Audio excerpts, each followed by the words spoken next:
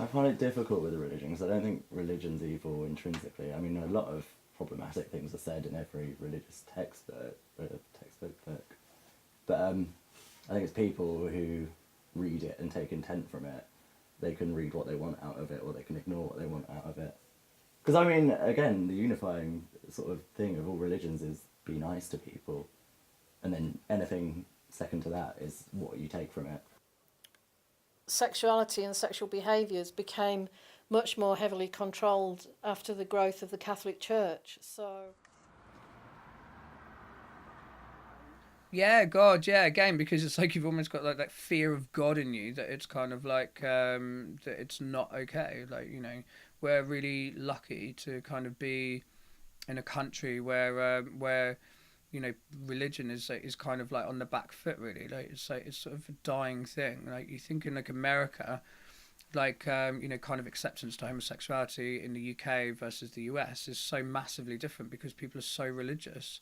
Like it's like 70% of Americans or some crazy statistic. It's like people thinking that God is real, and and the fear of God is something that you should have instilled in you, and for the Bible is real, and everything you kind of read from that is is the reason why it's not okay to be gay, even though there's hardly anything if at all that really says that it's not okay. So I think like in this country, like because you have more atheists, you have more people that just identify as like just agnostic.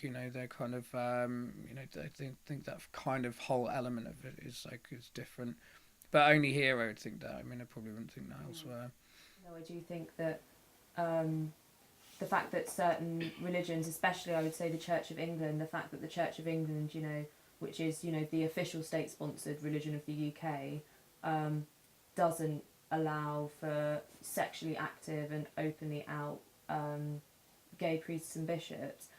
I think that does really kind of have an impact. The fact that it then makes that what is ultimately kind of quite a homophobic stance really legitimate. The fact that it is our country's religion, and yet it says that homosexuality is a taboo.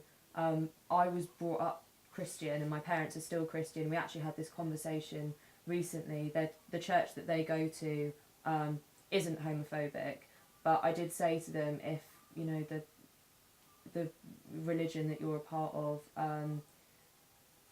as a whole discriminated against, for example, people of colour, but your particular church didn't, would you still be a member of that branch of Christianity? My parents did actually stop and say, well, no, actually we wouldn't. So I do think I do think it does still kind of. My nan goes to church and their church are perfectly fine with that. I think it depends on, I know that Roman Catholics seem to have a different stance, and then it depends, whether people take the Bible completely literally. I think when I was in school, I remember the teachers used to say that to be engaged just didn't exist and just to kind of forget about it.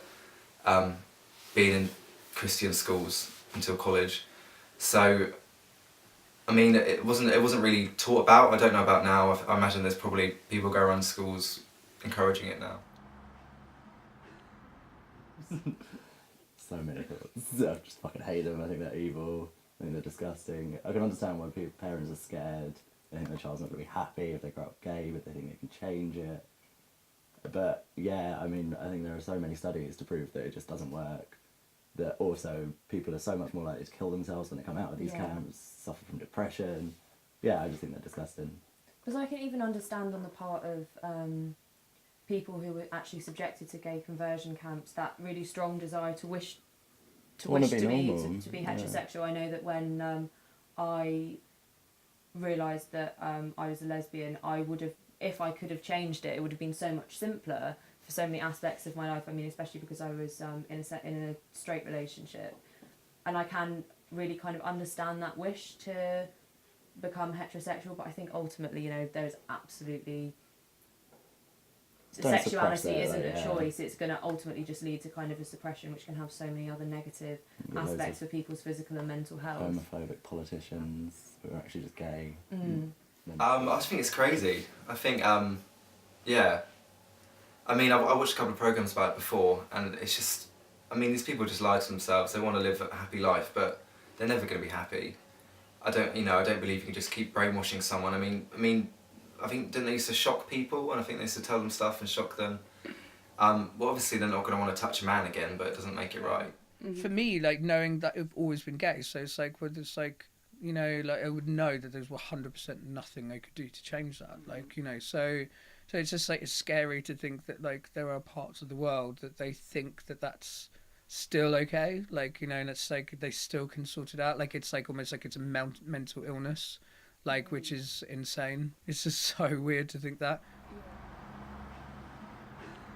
With religion came very strict criteria around marriage, and particularly controlling female sexuality. So if you think about it, you know, that from about the year 10 something, that kind of area, after the Dark Ages, 900, 1000, that kind of time, then you had hundreds of years of control over sexuality in Europe, dominated by the Catholic Church. And then really Protestantism, you know, Henry VIII and the dissolution, and, you know, the secession from Catholicism in the UK,